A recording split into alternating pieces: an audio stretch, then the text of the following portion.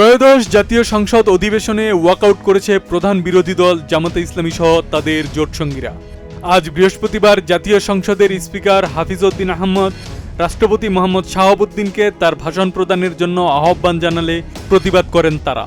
এরপর রাষ্ট্রপতি ভাষণ শুরু করলে সংসদ কক্ষ ত্যাগ করেন জামাতে ইসলামীর নেতৃত্বাধীন 11 দলীয় জোটের সংসদ সদস্যরা।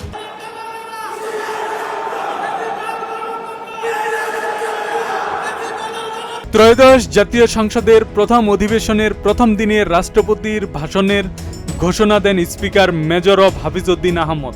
এ সময় বিরোধী দলের সদস্যরা উঠে দাঁড়িয়ে প্ল্যাকার্ড হাতে উচ্চ কণ্ঠে এর বিরোধিতা করেন।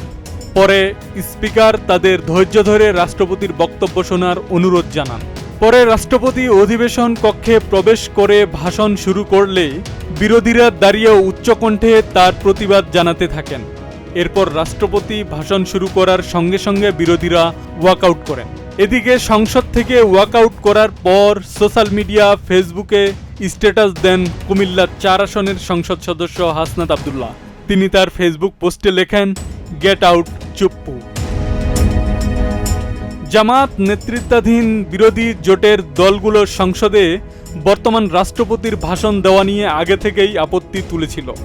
গতকাল দুপুরে সংসদের বিরোধী দলের এমপিদের বৈঠক শেষে বেরিয়ে জামাতে ইসলামীর নায়েবে আমির সৈয়দ আবদুল্লাহ মোহাম্মদ তাহের সাংবাদিকদের বলেছিলেন, রাষ্ট্রপতি ফ্যাসিস্টদের দোসর, সংসদে তার বক্তব্য দেওয়ার কোনো অধিকার নেই। আমরা মনে করি রাষ্ট্রপতির ভাষণ দেওয়ার কোনো অধিকার নাই, স্বৈরাচারের দোসর। বিএনপি কেন যে তাকে দিয়ে সব ভাষণ দেওয়াচ্ছে এটা আমাদের কাছে পরিষ্কার নয়। আব্দুস সালাম, প্রজন্ম 24।